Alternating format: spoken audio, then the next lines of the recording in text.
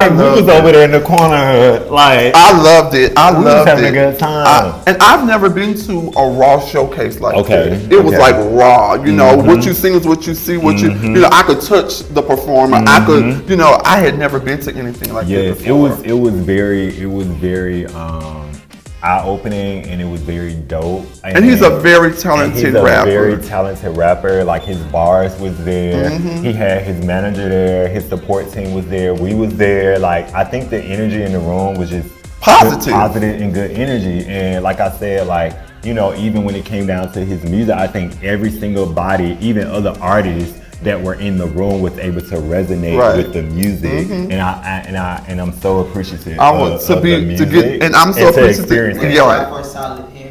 Yes. It was definitely my first time. I think the conversation me and him had when I first met him was the fact that like he was from Mississippi, I'm from Alabama. It's right next door, and I was like, God damn, I never knew Mississippi had that type of talent when it came to like music. You know, I know there's people like in different states that can do different things, but I never knew like that was a thing. And he's from Meridian, Mississippi. That's 30 minutes from my home. Really? Yes. Wow. And I used to go to Meridian just to go to the damn mall. Like my mom, because we didn't have a mall in my hometown. We would go to Meridian, go to the movies, to the mall. They had the fair down there. It was a lot. This world is this small. 30 minutes from my hometown, and I never knew that. And then he said he hadn't performed in like a year or something. It's like he had just performed the night before. He did not, you know, trip, fall, miss a. It was great. And Country Boy, you did great. You did very well. Even though he opened up to us about how nervous he was, you couldn't even see it. You couldn't even tell that you was nervous. You definitely. He went in the back and talked to Jada. You know, him and Jada did that little thing. Jada wasn't even there, child. I feel like business is business. When you are asked to do something or deliver, you need to be able to like show up and say, hey friend, this is what I can do, this is what I can't do. I think for me, when I'm asked to be a part of a fashion show or something that pertains like a group of people or a collaboration, like you have to make sure like you do your part. And if that means like, hey, I need you to send this verse over so if we can get it chopped up and cut and everything so that it can be a part of the showcase, and you don't do that or you send it to me.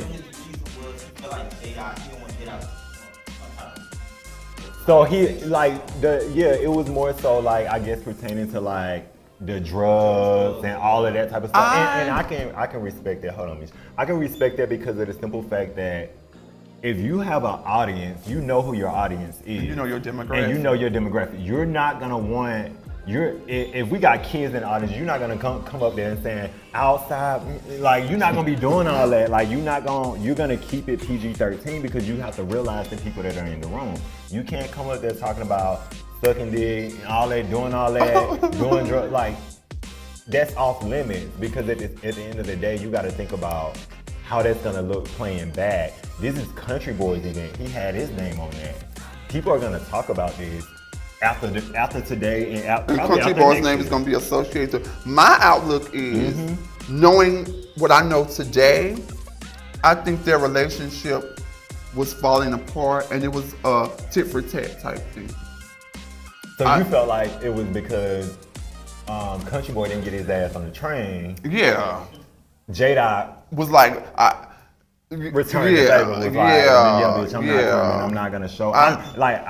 Jada didn't want to come if he wasn't performing, right? And that's what it was. I think it was But I think it had something to do with Country Boy's manager too. I think at the same time, Jada waited till late. I don't know if to he send waited, his verses in or something like that. The timing wasn't there. So I think Country Boy had to go on because mind you, it was other people that performed too. Right. Shonda performed. You know, it was other artists. So I think it was just more so about like J-Dot wasn't ready. And that's for me too. Like I'm working on something big for this year. Right. Like my fashion, if you're not ready and I say this is the deadline that I need X, Y, and Z by, and you're 2 or 3 days late or a week late, I can't use you. Right. I can't work with you because you're gonna throw everything off that I've already aligned and how I want it to work. Okay, that's your perception back then. But knowing what you know now, I think it was out. You hurt me, I want to hurt you. Oh yeah, nah, it's definitely tit for tat. Yeah, now that I'm looking right, at it, like it's definitely good. yeah. Like, oh bitch, you do this to me, bitch. Bitch, you throw a fire at me, bitch. I'm gonna throw a fire back at Right. you. You know what I'm saying? I don't think it's more so Country Boy thinking about like, yeah, the timeline of like when the showcase happened and stuff like that. It's definitely tension there now. Yeah, it's tension. And I don't know how they're gonna move forward. I don't think they are. I couldn't. The reason why I couldn't, I'm the type of person, I'm forgiving, I'm approachable, all that's good, fine and dandy. But when you go under, like when you go deep and under, like, would you always wanting to say this? That's how you truly feel. Yeah, that's how you know truly feel. You know, I don't want them to be where they're at. No, I don't. But I also want y'all to be men and understand if that's where y'all at, separate. Don't try to mend, don't try to build no bridges, don't send no olive branches. Just say, bruh, our time was cool. Let's just cut it. We can be like, I don't have no issues. We ain't gotta have no beef. Let's just cut it. It's friendship. I've ended friendships, you know what I'm saying? And regardless of whether the other person felt like it was more tension, they had more tension than I had. Like, I was at peace. Like, I'm gonna be at peace knowing that, okay, this friendship didn't work out. I've done what I could, you know what I'm saying? And you may have potentially feel like you've done what you can or you've done enough, but I'm not gonna end on a beef note. Like, we don't have to beef about it. Like, there don't have to be any animosity. Fuck your mama. You know, like, I'm not gonna talk about your mom. I'm not gonna talk about your grandma, your sister, your brother, your auntie. Like, I'm not gonna go down that family tree, down that road to make myself feel good and to throw you under the bus and roll you over with the lawnmower, right? You know and that's why I'm happy Country Boy went on ahead and performed. I'm happy his performance was amazing. I'm happy the showcase was amazing, because if you would let one individual that is supposed to be here stop it, and you get into that mind space of I can't go on. He's supposed to be here at 4:15. It's 4:17, and if you let that, it's gonna fuck up your whole situation. I'm happy Country Boy just went on ahead and jumped over the hurdle and performed, and the event was amazing. Amazing. The event was amazing. I can agree. Yeah. I feel like we didn't ask enough. We didn't ask enough questions. I feel like we should have definitely held his feet to the height. Yeah, he was sweating, but we definitely should have held his damn feet to the fire and let he opened it up. Because he did. He opened it up. And like you said, J-Dot's story never changed. J-Dot Kool-Aid always tasted the same. It was grape and it was well sweetened. Jamarco Kool-Aid can be no sugar, water, you know, too much water. It was just all over the place. Like, the mix wasn't there. It wasn't mixing. And like, I can truly real time in this day say, like, I believe J-Dot. I believe that they had sex more than once. I believe there was another third party involved. And I also believe that J-Dot really didn't have intentions or really didn't have the smoke for Jamarco. At all. I think what it was, Jamarco shouldn't have put his business out there. Let me ask you, this is what I want to ask somebody. Why do you think Jamarco, because at first I was like, well, Jamarco wants to get in front of the narrative. But what narrative it was? J-Dot never said anything. It wasn't a narrative. I thought I think what happened with the whole social media comment thing about the politics about Kamala and all that. Oh, I was mad with you that day. You was, but I think that kind of stirred the pot a little bit. But like, for me, like, if this person there, and I know we had some type of interaction or connection, they come into the friend group, I'm not gonna be like, hey girl, let me tell you, girl, we slept together just before we get out, girl. I don't know what he about to come on here and say, and I'm gonna beat him to the punch before he try to get a sip. And that fucks you up sometimes. Sometimes trying to get in front of the narrative messes you up, because especially if you not clear. Because sometimes we do forget. Sometimes we do. But J-Dot also said they had great sex. Yeah. Jamarco said the sex was good. J-Dot even said on the live the other day he would do it again. So J-Dot had no issue. In my mind, tells me that y'all fucked around more than one time. And it tells me in my mind, J-Dot never had the issue. J-Dot was never mad with you. Because looking back, when we was all on the rooftop with me and J-Dot issue, when he said, I hate you, J-Dot was like, hate me? The look on J-Dot's face was like, what the fuck, bro? We just out a couple weeks ago, a month ago, so how did you come from sucking my dick to hating me? So, and when I grilled J-Dot said, I don't want no smoke with this person because I still want to fuck with them. And me being messy, I was making told the person. You did. But my thing is like, even with that, like J-Dot knew that he still had some type of feeling deep down inside for Jamarco. And I think vice versa, Jamarco had the same feelings for J-Dot. Whether she want to admit it to this day or not, you wasn't there the first scene. The first scene we did, I didn't see it at that point, but everybody else was like, it's some sexual tension going on with them. It's something, and they was like, you don't see. I was like, no. But looking back at it, yeah, you could definitely tell there's tension there. You can definitely tell there's tension.